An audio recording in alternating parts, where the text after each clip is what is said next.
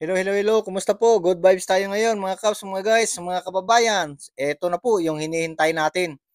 Ang Senador Rodante Marcoleta na kumbinsi ang Finance Secretary na si Ralph Recto para sang-ayunan yung panukalang bill na libre yung nakonsumo nating kuryente na nasa 200 to 245 yata, 250 na nakukonsumo natin. So, magiging libre yun. Ang maganda nito guys, dahil sa ginawang pagpaliwanag ni Senador Rodante Marcoleta sa harap ni Ralph Recto, ay dinagdagan pa. Kumbaga, itinaas pa, no? Yung budget para doon. Kumbaga, yung ayuda na ibibigay doon o itutulong doon. So, pinag-aralan na pala iyon ng opisina ng Finance Secretary kung paano pala gagawin yon. So, yun yung kinagulat ni Senador Rodante Marcolita. Kasi una-una doon sa kanilang balitaktakan parang pakiramdam ni Senador Rodante Marcolita ay tututol itong si Secretary of Finance natin na si Ralph Recto. Pero doon sa bandang huli pala, sang-ayon pala siya. So napakagandang balita nito guys, no? So ito, panoorin natin yung full video nilang dalawa, yung kanilang pag-uusap tungkol dito kung paano pumayag o sumang-ayon ang Finance Secretary na suportahan itong panukalang bill ni Senador Rodante Marcolita. So ito na, di natin patatagalin. Let's go! Time is up. Thank you. The next on the list is Senator Marcoleta. Maraming salamat, Chairman. Secretary, Boss, Recto, magkano yung budget natin for 2026? Roughly 6.7 trillion. Ano po yung projected revenue po natin? Roughly 5 trillion. That's why you said we are expecting a deficit of 1.6 trillion pesos for More or less. next Cash year. deficit. Cash, yes. Cash. Yes. And that will mean 133 billion per month, 4.4 billion per day Yes. na uutangin natin, That is correct. or 185 million pesos per hour. That is correct. Nakakatakot, di ba? Totoo po yun. Pero sabi mo kanina, wag tayong mag-alala kasi alam nyo, nasa ano pa naman ito eh. Manageable, sabi mo kanina. For as long as we grow faster than the debt, if the economy grows faster than the debt, then we outgrow the debt and we pay down the debt. That is the problem. Ang masama, if the debt is growing faster than the economy. Yun nga eh. Yes, sir. At ano na yung outstanding debt natin sa ngayon? Roughly 17 trillion. 17 trillion, what is the debt to GDP ratio? 61% because the economy is roughly 28 trillion. But that's one benchmark. There's another benchmark, yung general government debt. Doon naman, mga 57% lang tayo. At katulad nung nabanggit ko nina sa presentation ko, meron naman tayong upgrade sa ating mga rating agencies dahil nakikita nila na the economy is still growing faster than the rate of our debt. Kasi Ang mahalaga, we reduce the deficit over time. Yung aking mga kaibigan na mga pessimists, sabi nila, alam mo, yung comfortable na ratio is 60%. Ngayon, Tama po yun. Nung araw, na-breach mo na yung parang lumampas na tayo. depende yan kung ano ang debt mo. Katulad nung nabanggit ko kanina, 70% of our debt is domestic.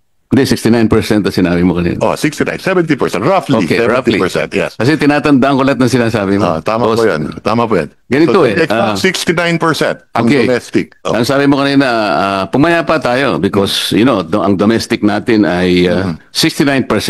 Correct. At lahat naman ng yan ay napupunta na dagdag na kita ng ating mga kababayan. Utang natin sa ating sarili. Tama po yan. Yes, sir. Ang problema, kamukha nung napapatunayan sa aming mga pagbubunggal nitong mga flood control, mukhang yung mga ibang nauutang natin na ito nga ay naitatawid natin sa mga projects, lalo na yung flood control. Kahapon lang na naka-establish na kami ng dalawa na ghost projects. Ang totoo niyan, binubungkal namin, there are about 60 potential flood control projects na ghost. So, kasama dito ay itong 69% hindi bumabalik sa kita kasi puro ghost ang nangyayari. Ito yung nakakatakot, Secretary. I agree with you. At katulad na nabanggit ko kanina, we have to grow faster than the debt. So halimbawa, kung yung flood control yan, nagastos ng tama yan, mahigit 200,000 trabaho na ibigay sa ating mga kababayan.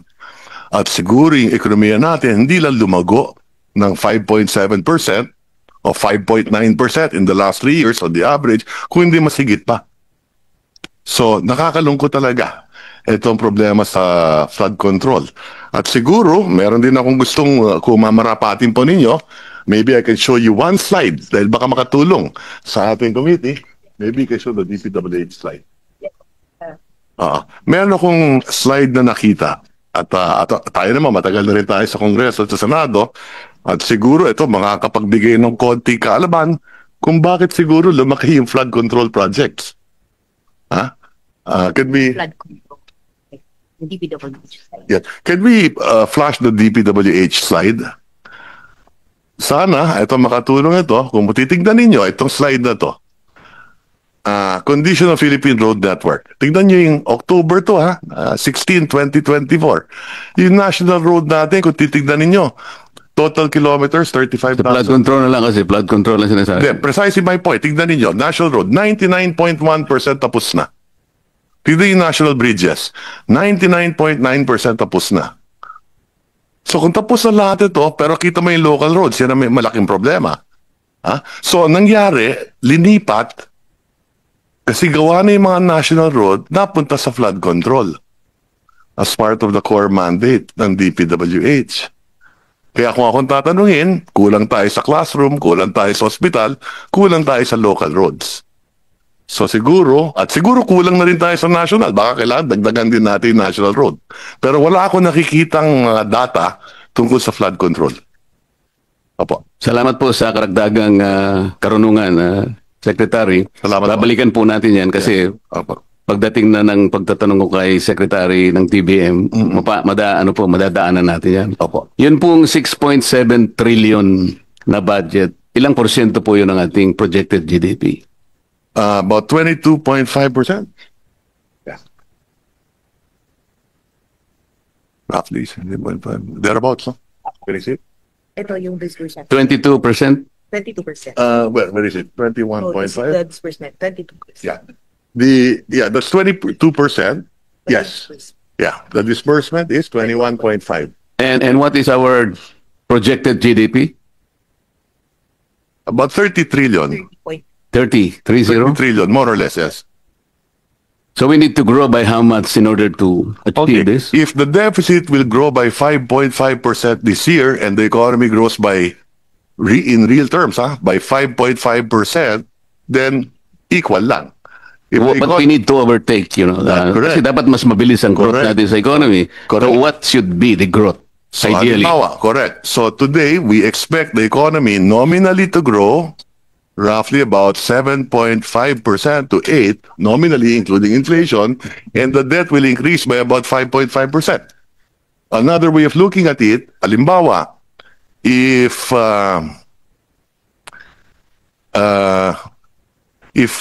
interest rates are at 6% pag umutang ka, and inflation is at 3%, your real cost of money is 3%.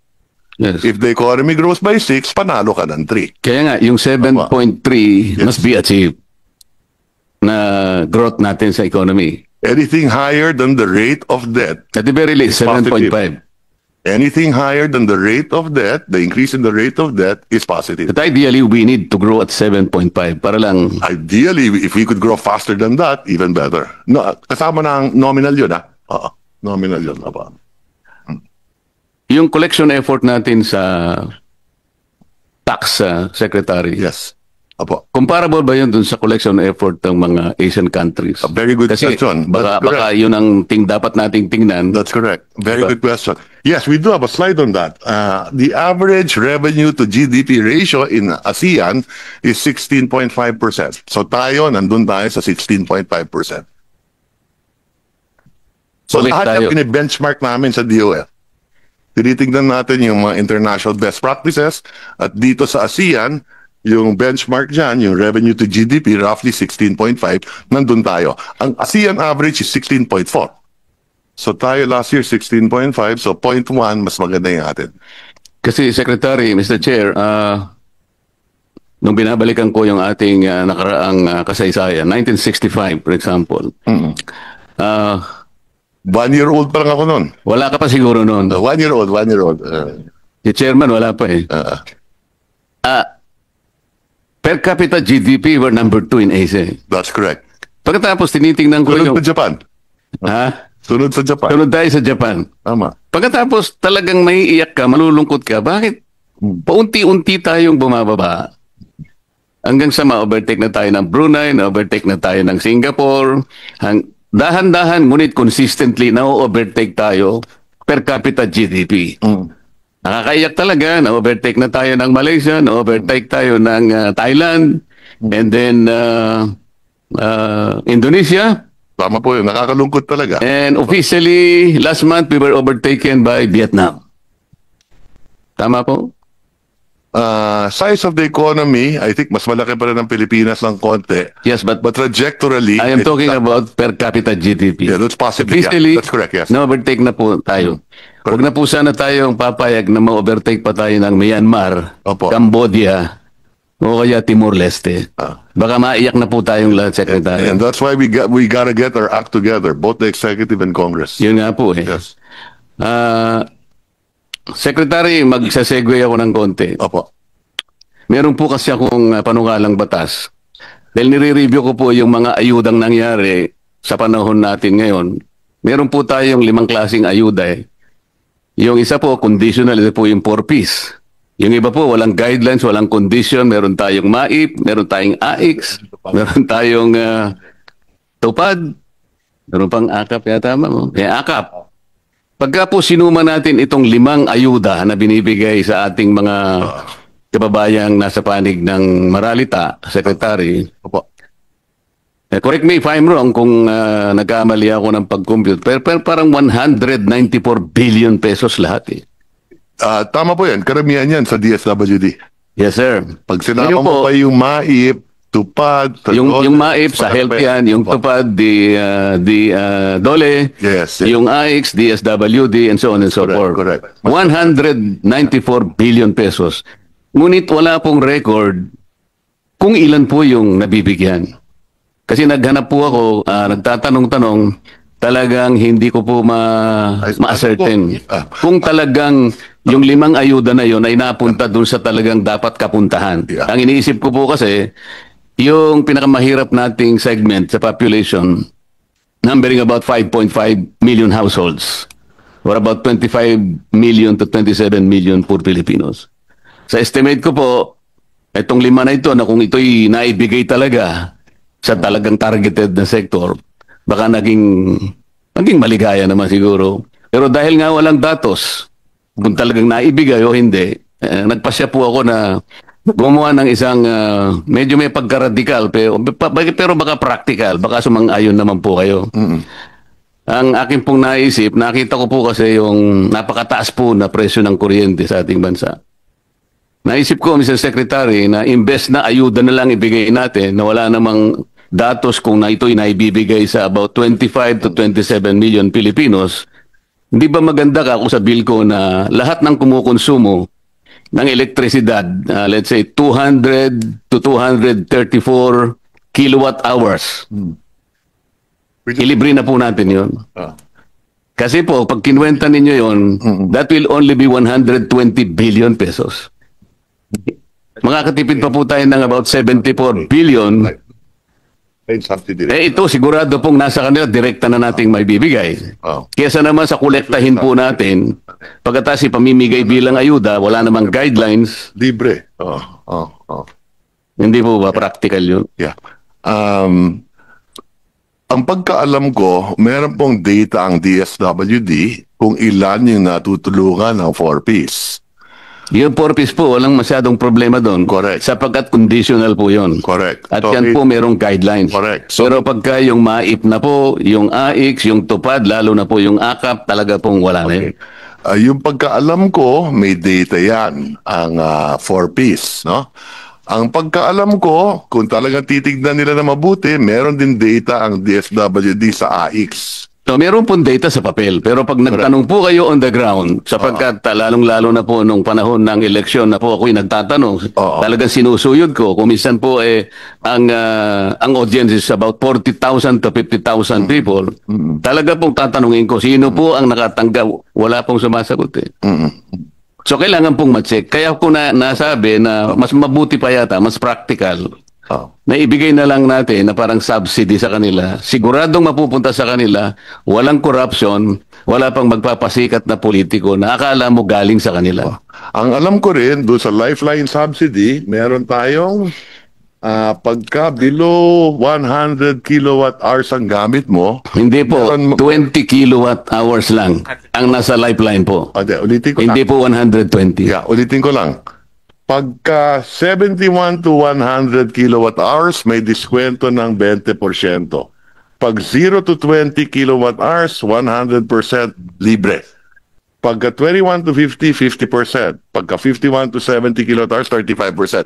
Kabisado ko po yung secretary, laderize po yan. Katapos-tapusan po, ang lifeline, Yes. 20 kilowatt hours. That's Parang ang isang bahay nagsindi ng ilaw isang araw, yung 29 days, hindi na siya Pero gagamit. ang pagkaalam ko dito, hindi napapatupad to. Hindi nga po. Kaya nga, ang gusto ko lang pong sagutin ninyo, mas practical po ba yung iniisip ko na imbes na po ayuda dahil na wala naman po talagang malinaw kung talagang ito'y kinapupuntahan talaga ng targeted sector, doon na lang natin ibase kasi po, Kaya ako binanggit ito, ako isang ayon ako na dapat patuparin natin to at kung kinakailangan, i-adjust natin na mas mataas. ayun, akala ko kasi kontra ka kanina, Hindi, Secretary. sang-ayon nga ako eh. At dadagdagan mo pa pala.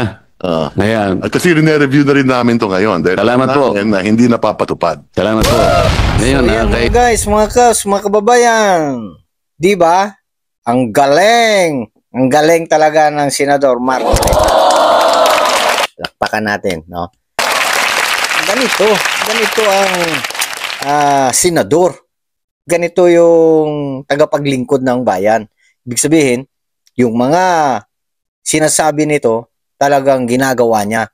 Kaya, di nasayang yung ating ginawang pagtulong dito sa taong ito. No? Bravo, Senador Rodante Marcoleta. Sana magtagumpay ka pa sa iba mo pang mga panukala, mga adhikain, mga plano, no, sa paglilingkod dito sa ating bayan.